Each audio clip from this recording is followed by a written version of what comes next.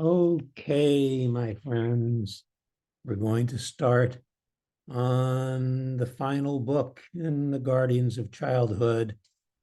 It's backwards, isn't it? Jack Frost, The End Becomes the Beginning. Jack Frost, The End Becomes the Beginning. I didn't want to start this because I didn't want to finish the story. I love them so much. I hate to see them come to an end. Feel the same way about a lot of things.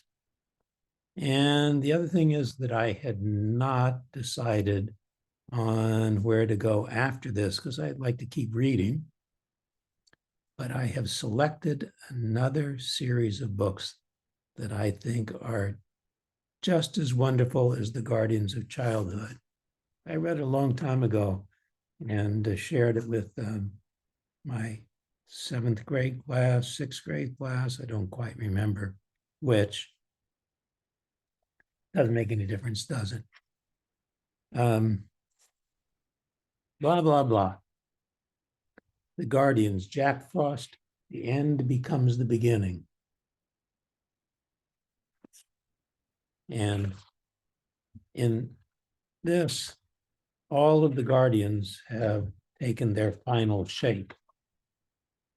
They've all become who they were going to be. The Man in the Moon, Nicholas St. North, is now Santa Claus. The Easter Bunnyman is the Easter Bunny. The Sandman is the Sandman. Queen Toothiana is the Tooth Fairy.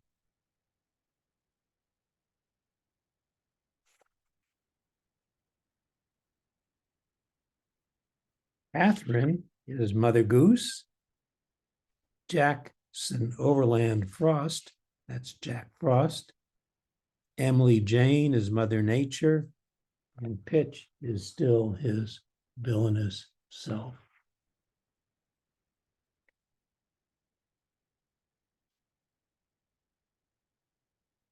Mother Nature. She was Pitch's daughter. Catherine, she's now Mother Goose. Jack Frost. Another illustration of Jack Frost. Chapter 1, A Nose is Nearly Nipped. Christmas Eve was Jack's favorite day of the year, and for the last few decades or so, he'd spent that day in his favorite place, his tree. Jack's tree was the oldest in Central Park, so now we're in New York. Jack's tree was the oldest in Central Park. 1,000 people, maybe more, walked past it daily and had done so for many years, but not one of them knew that Jackson Overland Frost was very often living inside it. This tree was much older than the park it stood in and was even older than the city of New York. Oh, wait a minute. Just a second. I have to put in my earbud and realize so that my voice really gets through. Maybe I ought to start over again. No, I don't think I will. Just contend with it.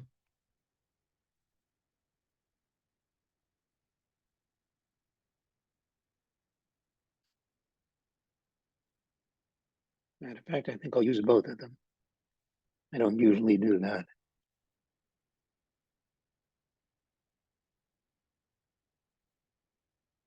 Blocks out extraneous noises.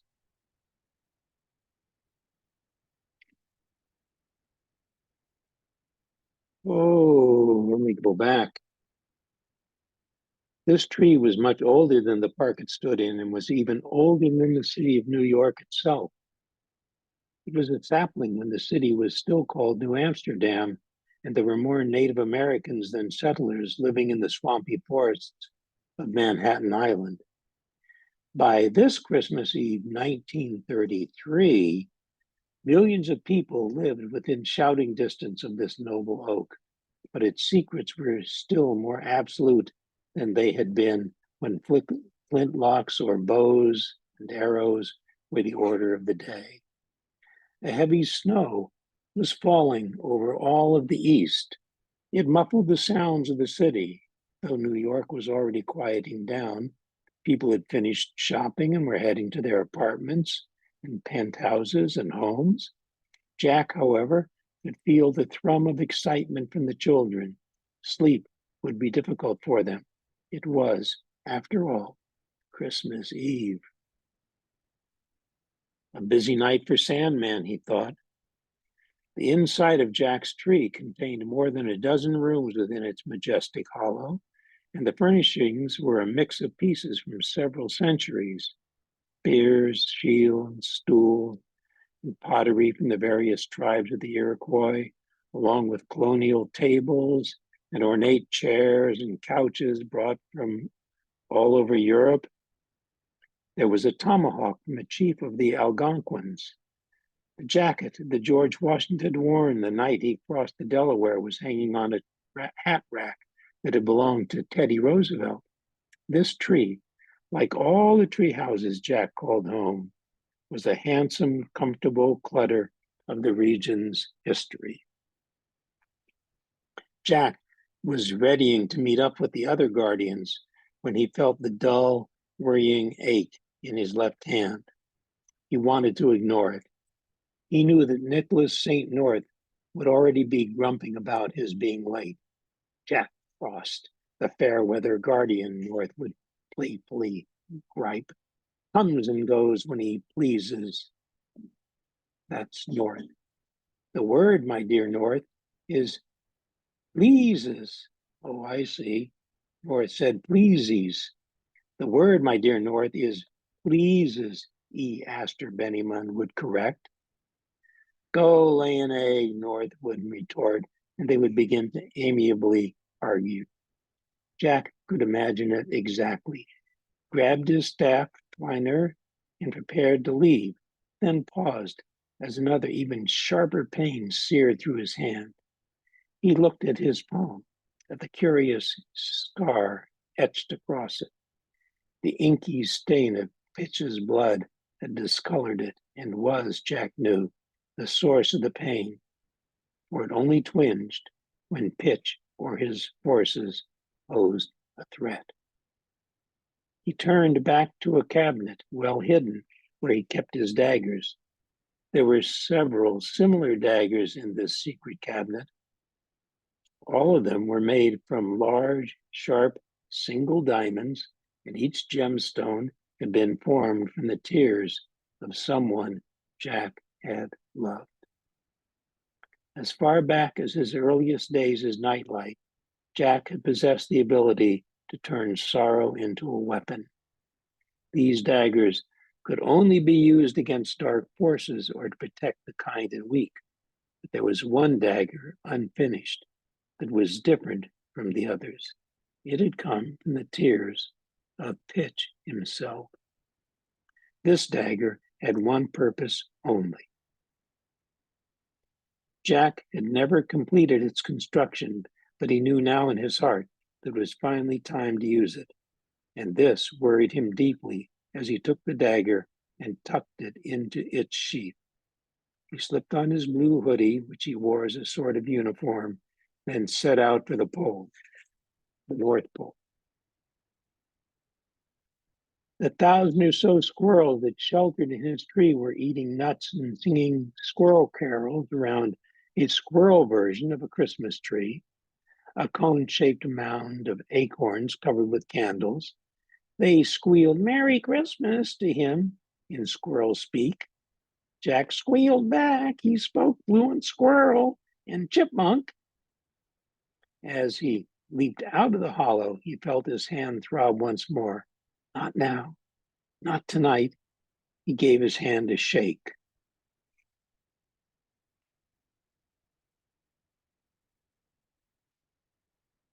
A breeze suddenly kicked up. The trees swayed and lurched. Their message was clear. Danger was near. Twiner instantly transformed into a bow and quiver full of gnarled arrows. Jack quickly notched an arrow. Where? He whispered to the bow. He felt Twiner lead him to where he needed to aim. While Jack could sense danger, Twiner could always see where it was coming from. The wind stilled and the snow stopped. Not only do the trees know there's danger, so does Mother Nature. Jack squinted through the trees and spotted something flying through the air toward him. Nightmare men, and they were coming fast. But before Jack could shoot, he heard a telltale sound that made him tense up. The quick, sharp rip of arrows in the air. The limbs closest to him shook and bent faster than seemed possible, forming a shield of bark and wood took the heavy hits, stopping more than 24 dark arrows in mid-flight. One struck less than an inch from Jack's head. The arrows were most unusual, black as coal with an oily shine. He had first seen arrows like these back when he had been called Nightlight. These were the very type used in the last great battle against Pitch, the Battle of Bright Night. They came from the dark side of the moon. He pulled his bow tight, whispered, "Seek," and let his own arrow fly. It splintered into a multitude of shafts. In the distance, he heard a rat-a-tat-tat of thuds as each arrow found its mark. Silence followed. Then the snow began to fall again. Mother Nature's signal that the danger had been dealt with. So the tree protected Jack. Mother Nature is his ally. In the distance, he could just barely hear carolers. They were singing, "God rest ye merry gentlemen." It was one of his favorites. He looked more closely at the arrow that had nearly killed him. Jack Frost nearly had his nose nipped, he said to Twiner. Then he leaped into the air and flew off into the night sky toward the North Pole, which he knew urgently. He knew that these arrows meant that Pitch was somehow enacting a long, festering plan of vengeance. This Christmas would mean the return of the Nightmare King. Chapter 2, Less Than Early Frost. Catherine stood with Kailash, her giant Himalayan snow goose. They were perched at the top of the actual North Pole. Catherine was anxiously scanning the busy skies for any sign of Jack. Down below, the great city of Santa was at the height of busyness. North was bellowing orders from his balcony with the voice amplifier Bunny Munn had invented for him. Every citizen of the city who had ears could hear the great man's voice. "A dream come true for dear North," Bunny Munn had said to the others when he had first presented the amplifier to his fellow guardians. An earache for the rest of us. But if North was urgent in his orders, he was also jolly. "Get that shipment of teddy bears sorted properly, or I'll stuff you all," he ordered with a belly laugh. A frantic troop of elves had arrived with a fresh shipment from the Bear Works building. North chuckled at their hurrying. His laugh was of such full and rumbling mirth that it was rumored to cause earthworms as far away as South America to wiggle underground from the tickling sensation it caused. And so, as the last-minute preparations for the great delivery were being put into place, the citizens of the North Pole were in a festive, cheerful panic.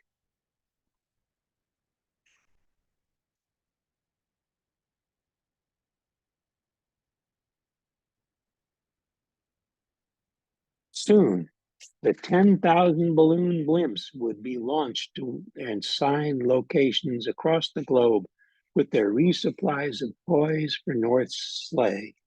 An equal number of Bunny Munn's underground trains also loaded with playthings, would simultaneously steam toward their destinations in many lands. So, see, we wondered how Santa was able to deliver so many toys from one sleigh. Resupply, blimps carrying supplies, Bunnyman and his train, huh? Of course, sending toys to children across the planet in a single night was a major undertaking, and a certain amount of chaos was to be expected. Yetis were yelling at elves. Elves were shouting at lunar llamas. Stuffed animals were nearly at war with toy soldiers. But somehow, with North's urging and good humor, it always seemed to miraculously come together. Every year, Catherine was amazed that the scheme worked. Doing a great kindness to children brings out the best in every creature, she thought. But where is Jack tonight? She always knew when he was in trouble, and tonight the trouble she sensed was deep. Chapter 3. Pitch is no longer at bat for now. Pitch despised his imprisonment. It had been more than 100 years since the Nightmare King had been jailed after the Battle of Bright Night, but his influence had not stopped. His armies had been soundly defeated, but they had not been obliterated. While Pitch did not know how many of his soldiers had escaped, this much was certain. The earth has many places where shadows and gloom can give safe refuge to wickedness. His daughter, Emily Jane, had betrayed him, and during these many years since Bright Night, she, come on, turn the page, she had fully evolved into her great calling to be Mother Nature. While she had stayed neutral throughout the early Nightmare Wars, she now used her formidable powers to keep her father confined. No jailer in history understood their prisoners' strengths, weaknesses, or abilities better than Emily Jane Pitchener.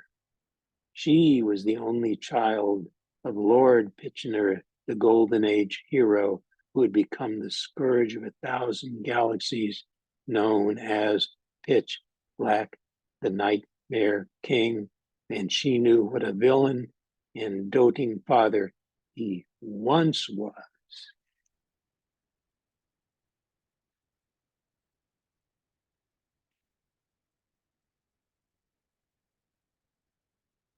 She knew the tenderness that had once emanated from him, and she knew that in one hand he still held the remains of her childhood portrait in a miniature cameo. Emily Jane clung to the small, desperate hope that he could someday be restored to his former gallant self, or gallant self, however you wish to pronounce that. For generations, her father's nightmare soldiers had huddled in ragtag groups without their leader. But in time, they set about on nightmare missions that were becoming increasingly more organized and effective. The world seemed to be unraveling, and there was fear in the air. The nightmare soldiers fed off fear. This made them more daring and powerful. Fear is always a tonic to the wicked. It is dark and stealthy and can travel like no other feeling. Even in his isolation, Pitch could feel this fear. We know, huh? Fear breeds fear, unhappiness, uncertainty.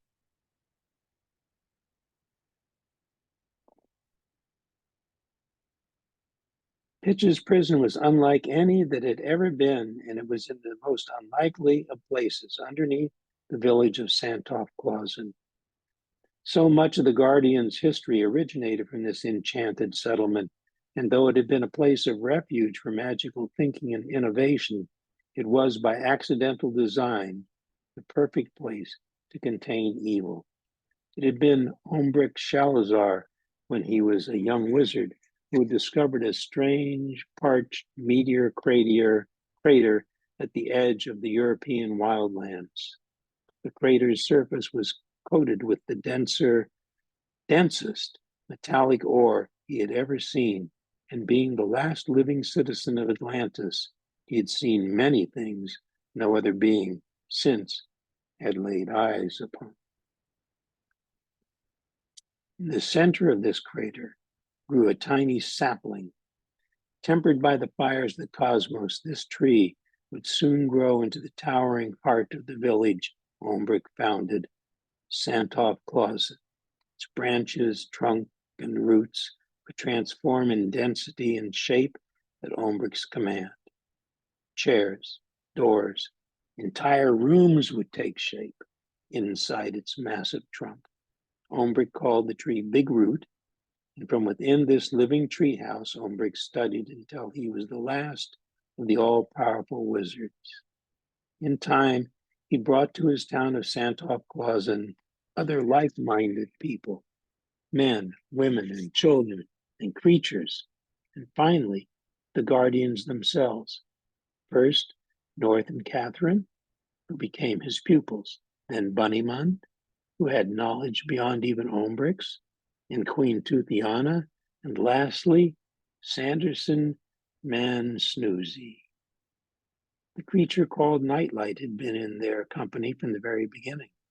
He was the only one who understood Pitch's one weakness, that his villainous heart still had a glimmer of humanity. But this knowledge put Nightlight in constant peril. Pitch hated this weakness, but even more, he hated that Nightlight used it again and again to defeat him. Being encased in a dungeon beneath the birth city of his enemies was for Pitch a humiliation too loathsome to bear, and Big Root lived up to its name admirably. When Pitch was buried beneath the earth of the tree, its deep, sprawling roots braided into an elaborate, inescapable series of buttresses and walls that fused with the metallic rock left by the meteor. This rock had given the tree its otherworldly power. In the passing centuries, Ombric had learned that the meteor was made of what is called dark matter, the only element in the universe that Pitch could not breach or break.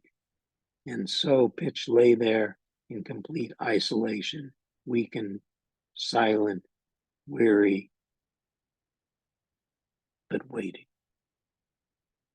Nightlight, Jack Frost, whatever name the boy had, Pitch would soon get his revenge upon him. He had set his plan in motion. It was a plan he had nurtured for decades, and now it was ready to be let loose.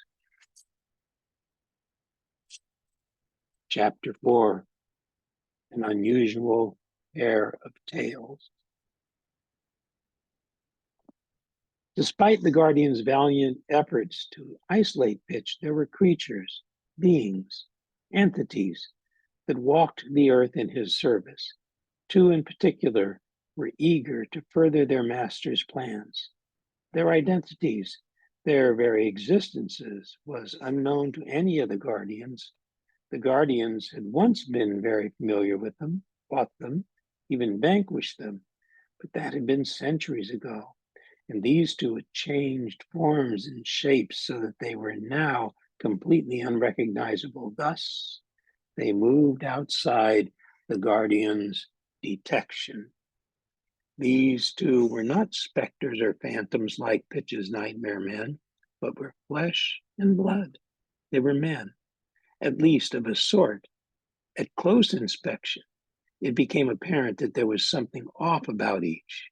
One had an abundance of legs, which he tried to hide under a long coat. There was also a fleeting glimpse of what appeared to be a thin, hairy tail. The other fellow was rather doughy, with bulging eyes that gave his peculiar face a mask-like expression of constant alarm. He also possessed a tail, a grotesque appendage of considerable girth and wormish looks. Lampwick Ittick, of the many legs, was the more polished of the pair. He dressed elegantly and had what appeared to be a gracious manner. He was, in fact, polite to a fault, but like many creatures of prey, his pleasing outward appearance was merely a disguise, what Ombrick would have called a phasma, which is a word of Greek origin with many expressive definitions: a trick of the eye, an apparition, or most colorfully, the monster in a velvet cloak.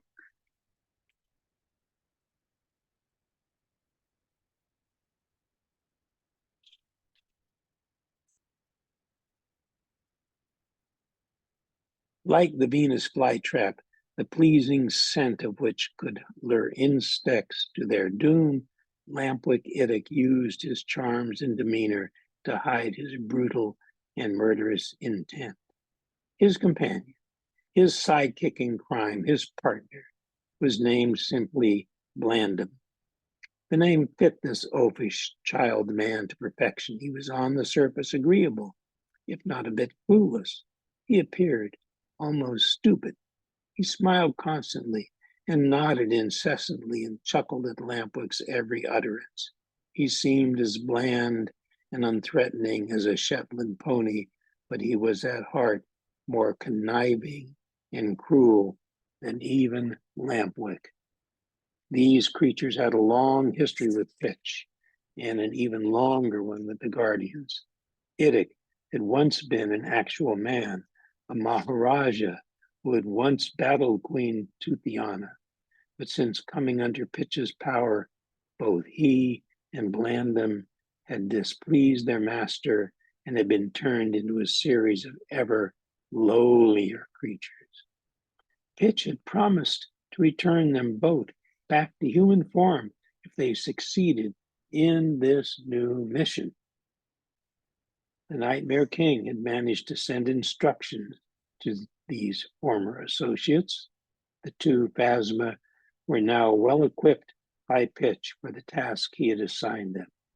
They knew exactly how to find, trap, and with their master's further instruction, bring an end to the threat of Jack Frost's hour. Oh, as we used to say, the plot thickens. Chapter 5, The Guardians Begin to Guard.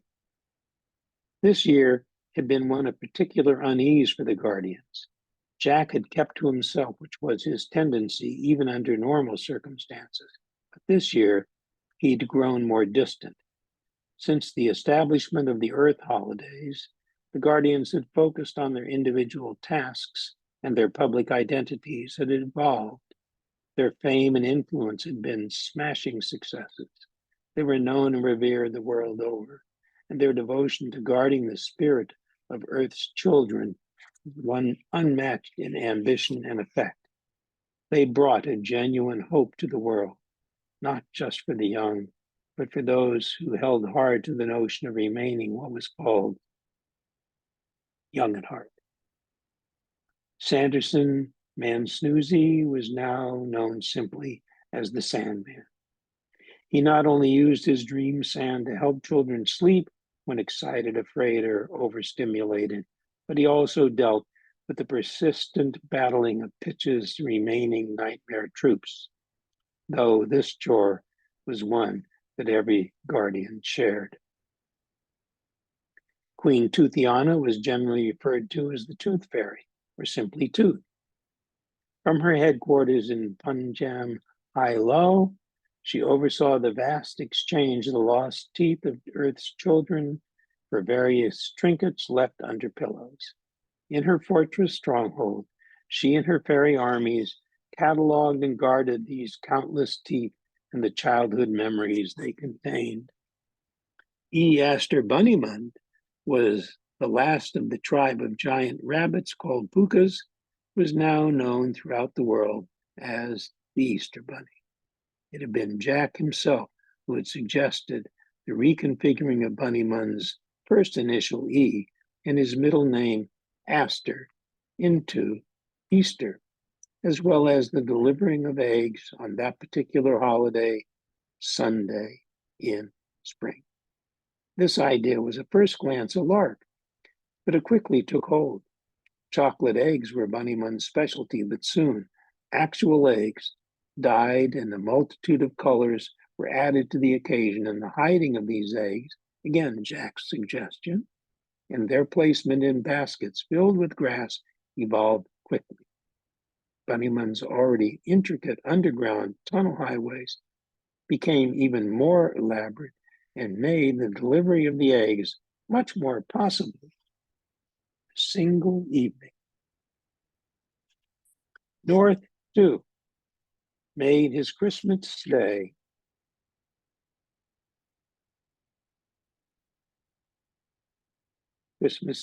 extravaganza with a similar all-in-one night urgency and ingenuity, but now he made a point of always outdoing Bunnymun in scale and panache.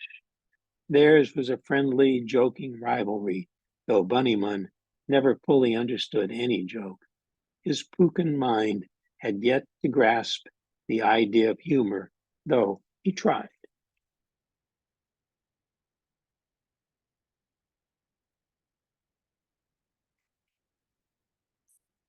It may seem that North's evolution into the being known as Santa Claus, the name came from Ombrick's magic village of Santolf Clausen, had been the most dazzling of the Guardian's transformations, and in many ways, that opinion was merited. Christmas had become more than a single day. It had become a state of mind that stretched out over an entire season. It became a distinct feeling. Though cloaked by winter, Christmas had an unmistakable warmth, the custom of decorated trees, colored lights, songs, presents, and a delirious variety of pageantry blended together to create this feeling. It was hopeful and comforting and slightly unreal, perhaps better than real, and it had become known affectionately as Christmas time, a term that greatly pleased North and his former mentor, Ombrick. Of all the Guardians, Ombrick Shalazar had been, in some ways, the most radically transformed. His valiant sacrifice during the Battle of Bright Night had been a dangerous gamble, and indeed, it left him in a state that would have terrified a less experienced soul. He now barely existed at all, at least not in a form that science could explain. But Ombrick's cumulative knowledge of magic, science, and time had left him with a different expectation of what would happen if he no longer existed as actual matter. He existed now as a being of time itself. Or, perhaps more accurately, in between time.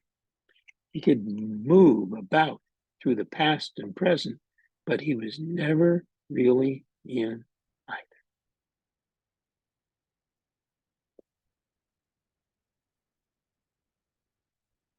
Can you guess who he is? In his present incarnation, what is he known as?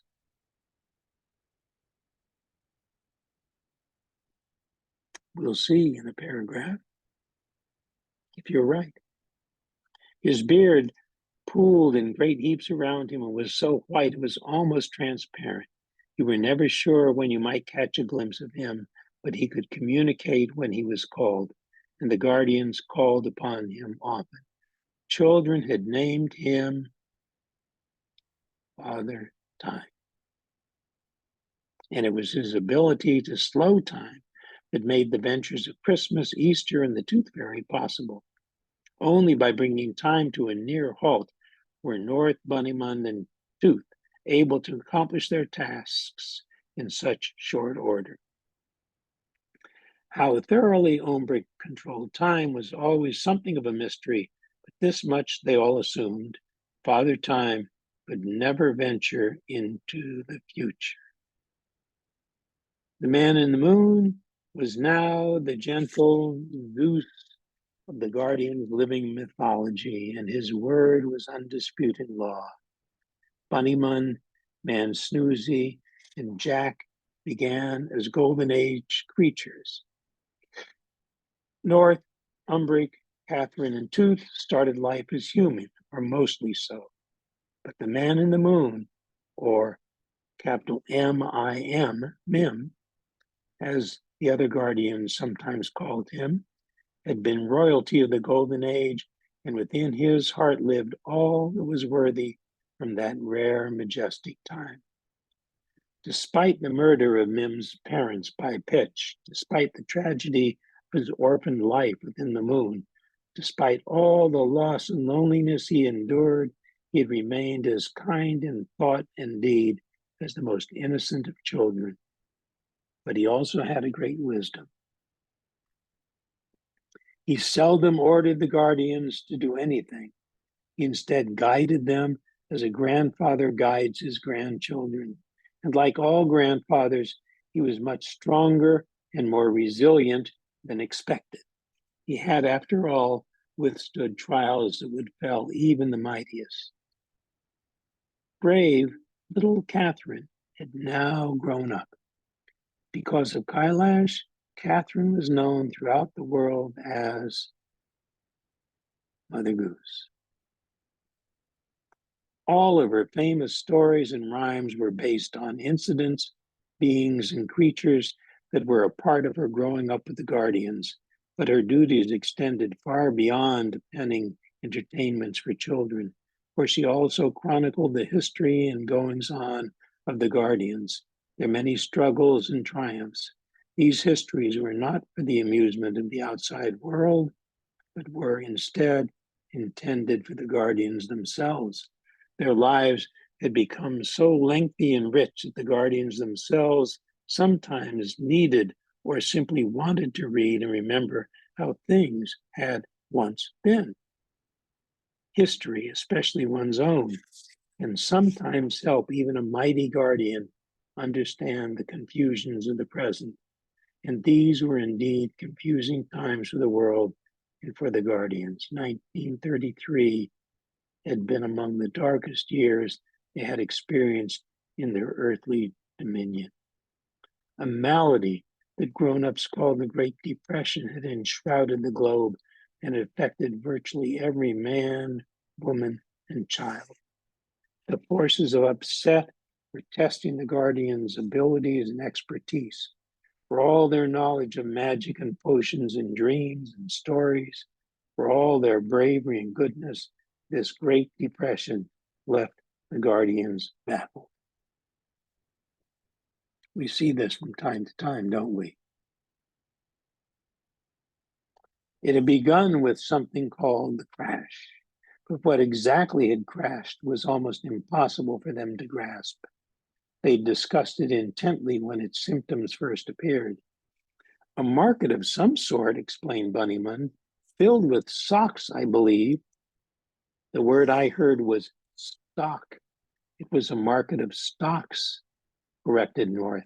No, I'm sure it was socks, my bearded, bloated friend, replied Bunnyman. I mean to say, what is a stock anyway? That makes no sense at all. The word is sock.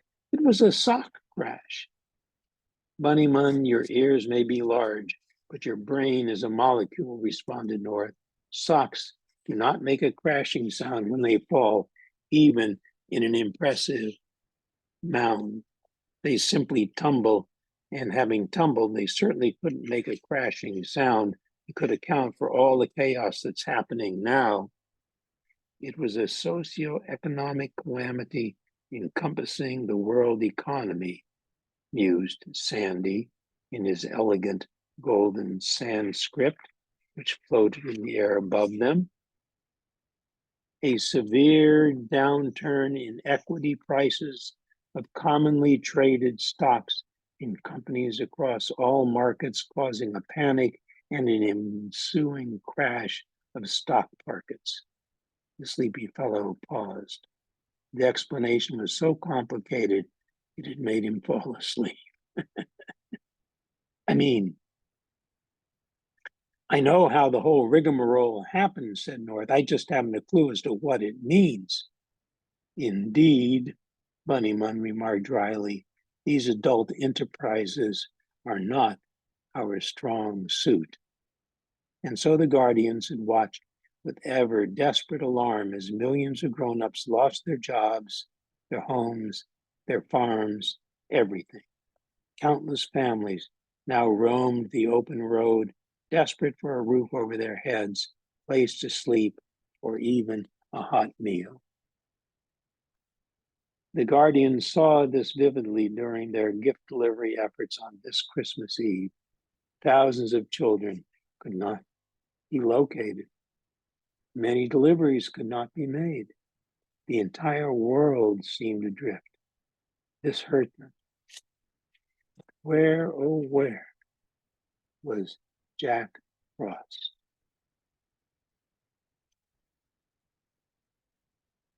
I think we'll pause there.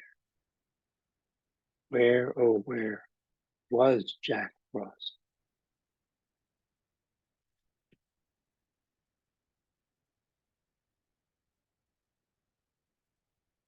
To be continued. Chapter 6, when the time comes.